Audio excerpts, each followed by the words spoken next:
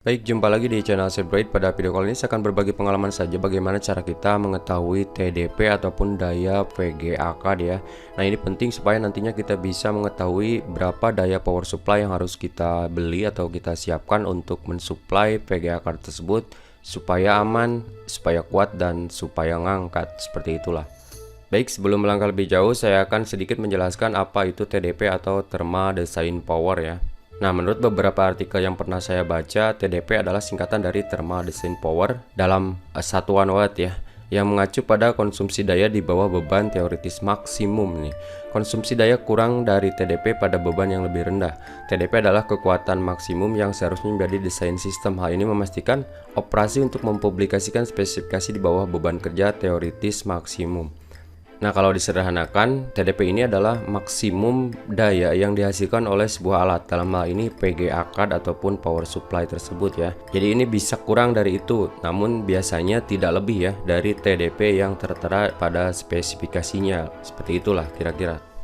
Baik, langsung saja ke caranya. Di sini kita langsung saja buka Google ya. Nah, di sini kita tuliskan saja nama VGA card-nya, misalnya Nvidia GeForce, boleh lengkap ataupun enggak, lebih lengkap lebih baik ya di sini.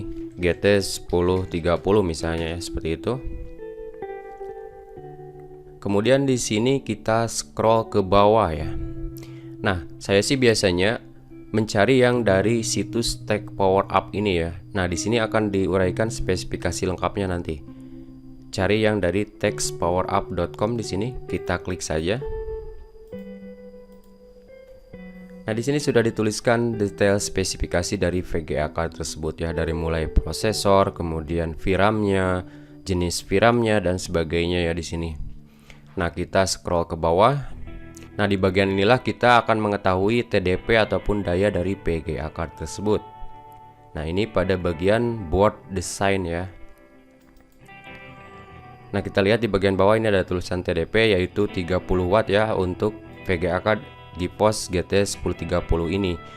Dan di bagian bawahnya ini ada suggested VSU, artinya rekomendasi power supply yang harus kita gunakan atau kita pakai atau kita pasang ya.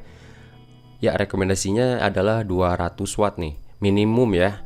Tapi sebaiknya kita pasang yang lebih dari ini ya, karena di PSU sendiri itu ada power loss ataupun daya yang hilang seperti itulah, jadi tidak murni. Makanya misalnya kalau TDP-nya 30 watt seperti ini, kita pasang minimal PSU ya sekitar 300 sampai 400 wattan lah, itu bisa lebih aman ya untuk VGA card tersebut.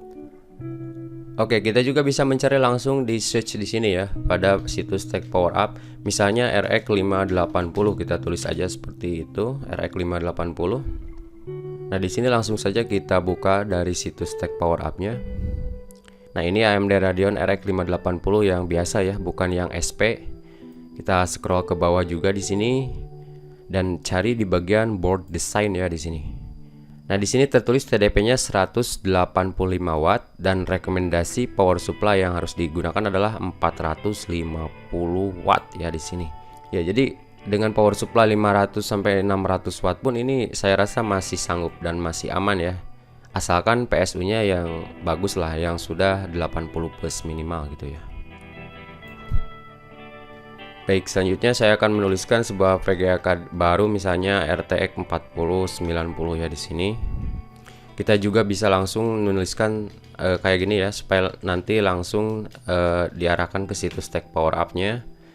Nah, ini yang paling atas sudah ada RTX 4090 dari Tech Power Up. Kita scroll ke bawah dan cari di bagian board design di sini. Kemudian di sini akan tampil TDP-nya 450 watt dan rekomendasi power supply-nya 850 watt minimal ya. Jadi jika kita menggunakan RTX 4090 di PC kita, minimal itu power supply-nya 850 watt, dan bila ingin lebih aman ya minimal harus 1000 watt lah, supaya nanti lebih oke lah gitu. Baik, demikian caranya ya. Semoga video ini bermanfaat. Terima kasih telah menonton.